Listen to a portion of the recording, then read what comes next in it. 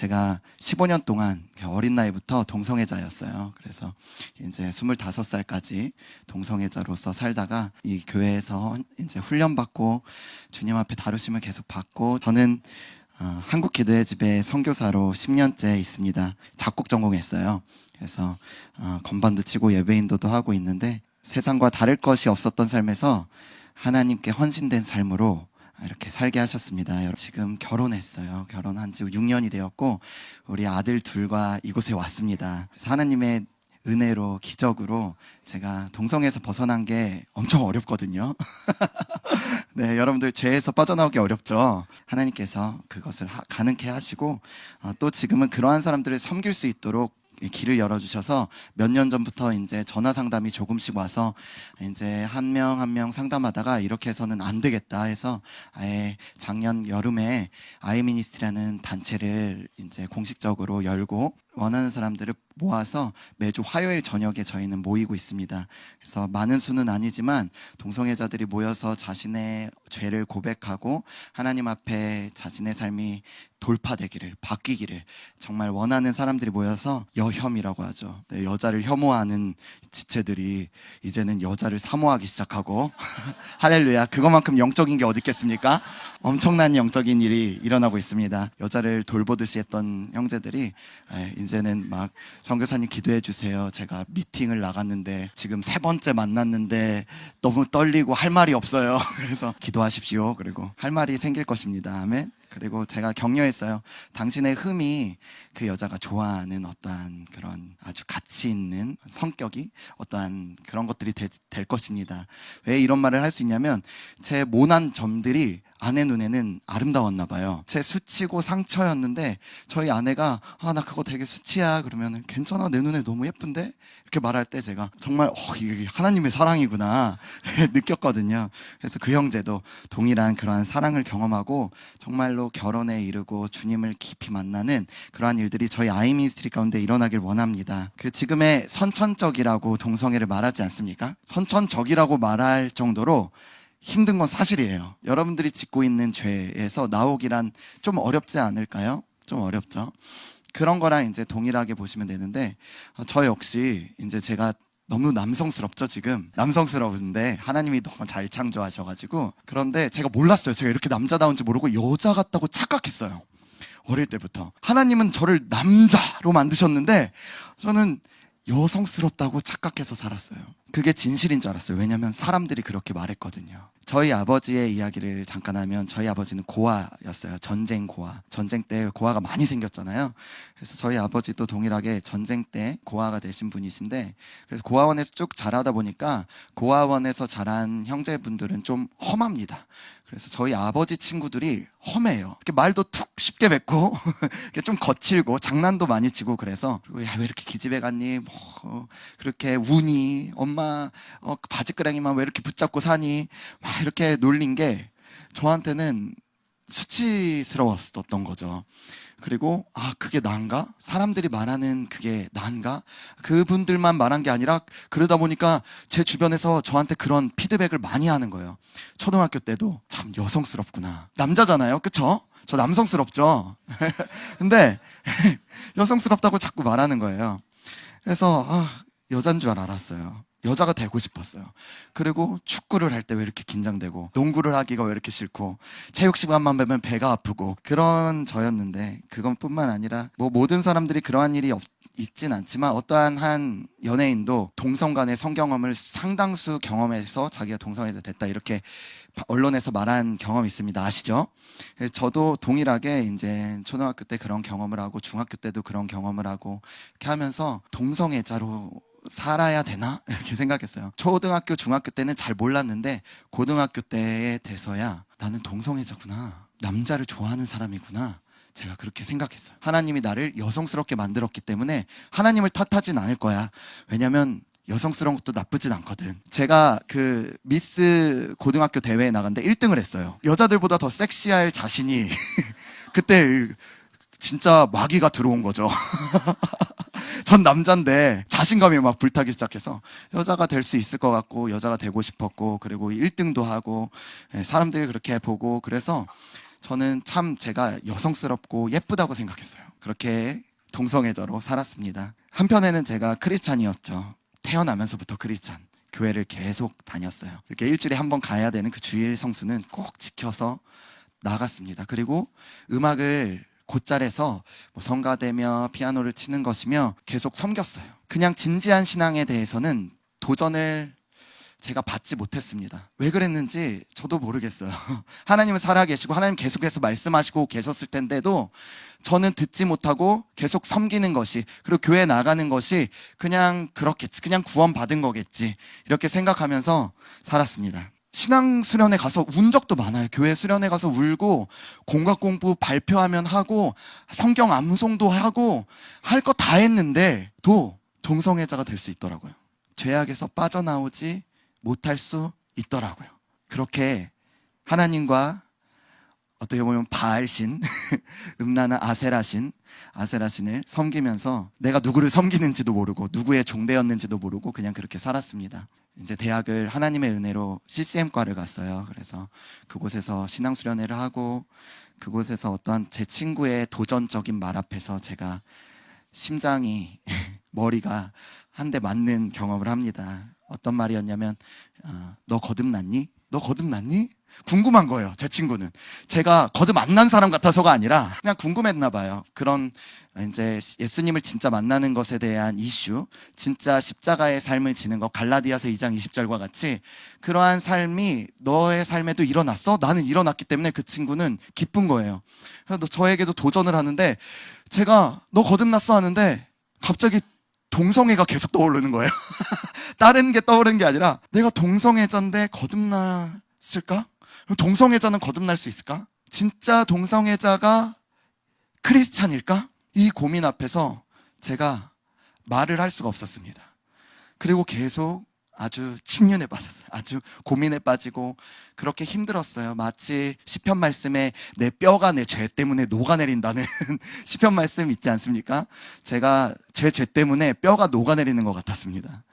그리고 계속해서 근심에 빠지다가 그것도 이제 양심이 계속 알람이 울리는데 그것을 반응하지 않으면 우리가 또 잊어버리게 되고 양심이 죽지 않습니까? 그냥 그렇게 해서 잊어버리고 살았어요. 정말 탈동성애 하고 싶은데 그런 사람도 없는 것 같고 보지도 못했고, 동성애가 저 때는 제가 85년생인데 그러면은 20살 때가 2004년도 5년도였거든요. 그때는 동성애자가 주변에서 정말 없었어요. 제가 만나는 동성애자들은 많았지만 제 주변의 동성애자는 한 명도 없었어요. 너무 저만 이렇게 돌연변이 같고 저만 잘못 창조된 것 같고, 그래서 저는 어느 부분 동성애자들이 선천적이라고 주장하는 게 그럴듯한 거짓말이구나, 그렇게 생각합니다. 너무 인간적인 말이구나. 그렇지만 그렇게 생각할 수도 있겠네, 그렇게 생각합니다. 그러고 나서 정말 그 시간들이 흐르고 하나님의 사랑이 저한테 부어지는데요. 그 사랑은 따뜻함이 아니라 매였어요. 매. 정신 차려라 이놈아. 제가 막 살았거든요. 정말 막 살았어요. 주님을 떠나서 겁도 없이 국제적으로 글로벌로 막 방황을 하면서 그리고 막 살았어요. 교회도 안 나가고. 예. 그런데 하나님이 매를 드시기 시작하는데 제가 아프기 시작하고 이제 또 아버지가 갑작스럽게 돌아가셨어요. 쉬운이 안 된 나이에 이제 갑자기 돌아가셨습니다. 그게 저 때문은 아니라고 저는 생각하지만 그 일로 제가 매를 맞은 거는 사실입니다. 그런 마음이 많았던 것 같아요. 하나님, 내가 뭘 그렇게 잘못했어요? 동성애가 그렇게 나쁜가요? 여러분 그렇게 나쁜가요? 네라고 해주시면 됩니다. 네. 저는 진짜 착한 사람이거든요. 지나다니는 아픈 사람 지나갈 수 없고, 울고 있는 사람 지나칠 수 없고, 배 굽는 사람 그냥 지나칠 수 없고, 그리고 앞서 말한 대로 교회 생활 곧잘하고 누구에게 근심거리 안 되고 엄마에게 근심거리 안 끼치고 하는 일 잘하고 공부하라는 대로 그냥 하고 다 했는데 왜 동성애가 나쁘죠? 하나님, 그게 왜 그렇게 악하죠? 저 되게 선한 사람인데 저 구원받을 만한 자격 있는 사람인데 이것만 덮어주시면 안 돼요? 하나님, 이거는 그냥 냅두시면 안 돼요? 다른 건 다 회개할게요. 다른 건 다 내가 수정해 볼게요. 이거는 그냥 냅둬주세요. 너무 괴로우니까. 제가 어떻게 남자가 되겠어요? 제가 어떻게 하나님, 지금 십수년을 이렇게 살았는데, 여자같이 살았는데 어떻게 남자가 되겠습니까? 제가 뭘 그렇게 잘못했죠? 이런 질문 앞에서 하나님, 내가 이렇게 아빠를 죽이기까지 하셨어야 됐나요? 하나님, 나를 이렇게 병까지 걸리게 하셨어야 됐나요? 하나님, 내 삶을 이렇게 흔들어 놓으셔야만 했나요? 하나님, 이게 사랑인 건 아는데 하나님, 나를 그냥 사랑하지 말아주세요.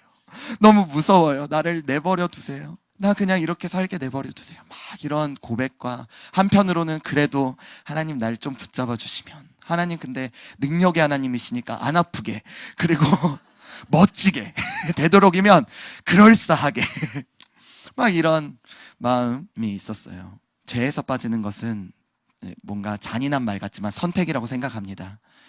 본인의 선택이라고 생각합니다. 제가 다 잃고 보니 다 잃었어요. 건강도 잃고 아버지도 잃고 꿈도 잃고 부르심도 없었어요. 어릴 때부터 제 꿈이 뭐였냐면 가정주부. 건강하지 않은 것 같아요. 하나님이 주신 것 같지 않아요. 이상하지 않죠? 저는 동성애자였으니까. 그렇게 꿈도 없고 부르심도 없고 그렇게 살았던 저인데, 하나님께서 저를 확 건져주신 것 같습니다. 그리고 제가 앞서 말한 대로 제가 선택했어요. 그 상황에서. 동성에서 빠져나올 때 당시에 애인이 있었거든요. 사귀던 사람이 있었는데 그 사람에게 이별을 통보했습니다. 나 이제 놔줘. 이 사람이 얼마나 당황스러웠겠습니까? 잘 있던 얘가 갑자기 이런 얘기를 하니까, 어느 날 제 마음에 2010년도였는데 아이티에 지진이 나고 칠레에 지진이 나고, 그 지진으로 인해서 또 세계를 흔드심으로 하나님이 땅을 진동하실 때에는 반드시 영혼의 추수가 있습니다. 하나님이 움직이실 때는 반드시 무언가 움직임이 있는 것 같아요. 저는 사실은 심장이 조그만 사람이라 IT 지진이 났는데 저한테 피해가 없었잖아요. 제 마음이 살짝 흔들렸어요. 국내에 지진이 이렇게 났거든요.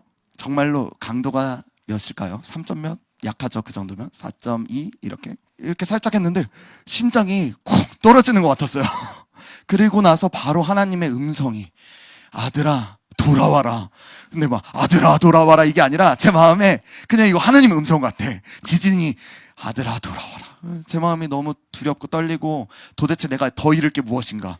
앞으로 남은 게 뭐가 있죠, 여러분? 곧 목숨 가져가시겠구나. 내가 자살할 생각은 했는데 진짜 주님이 데려가시니까 무서운 거예요. 주님이 데려가실 것 같으니까 무섭더라고요. 제가 돌이켜보니까 주일날 교회 봉사도 하고, 제가 그냥 하나님 앞에 막 이렇게 잘난 체 하면서 섬긴 거예요. 막 반주도 하고 성가대도 하면서 나이스 할 수 있고 뭐 이렇게 할 수 있지만, 제가 죽도록 충성하고 제 향유옥합을 깨트려서 주님의 발 앞에 붙고, 제가 나를 부인하고 주님을 따르는 그 진짜 크리스찬의 삶은 제 삶에 1%도 한 번도 없더라고요. 그냥 기도에 가서 울고 그냥 주님을 찾는 척했고 그냥 그랬지만, 진짜 나를 무너뜨리면서 나를 깨트리면서 주님께 주님, 내가 주님을 사랑합니다 고백했던 적이 없더라고요. 그래서 그날 애인에게 고백했습니다. 날 놔줘. 난 이제 동성애자로 살기 싫어. 난 이렇게 살지 않을 거야. 그랬더니 이 애인께서 제 멱살을 잡고 막 싸우기 시작했습니다. 저를 막 저주했어요. 너가 다시 돌아오기만 해봐. 막 그랬는데 제가 무서웠어요. 왜냐하면 그때 제 마음이 동성애가 싫은 게 아니었기 때문에. 제 그때 마음이 나 이제 다 청산했어가 아니었습니다. 그냥 그 마음은 그대로 있지만 제 안에 겨자씨 같은 믿음 하나가 들어온 거예요. 하나님, 내가 그냥 돌아가고 싶은데, 나도 잘 모르겠는데, 내가 왜 이러는지 잘 모르겠는데 그냥 한번 해볼게요. 그냥 정말 바다에 발 한번 딛듯이 그냥 그랬던 거지. 그때 내 마음은 아직도 동성애자였고 내 정체성은 다 동성애자로 완전했거든요. 그렇게 통보하고 뒤돌아서서 이불까지를 싸들고 제가 지금에 다니는 교회로 달려갔습니다. 그리고 그때 목사님이 저의 상황을 다 알고 계셨습니다. 그래서 제가, 목사님, 저 교회에서 살고 싶어요. 이제는 다른 거 하고 싶지 않고 교회에서만 그냥 지내고 싶어요. 그랬더니 허락해 주셔서 교회에 이런 방에 그냥 이불을 놓고 거기서 살았습니다. 그 첫날 성전문을 열고 들어가는데 교회에선 찬양이 울리고, 근데 그때 찬양이 이렇게 즐거운 거였나? 아버지가 저를 화락 안아주시면서, 아들아, 내가 기다렸어. 아버지, 제가 이제야 돌아왔습니다.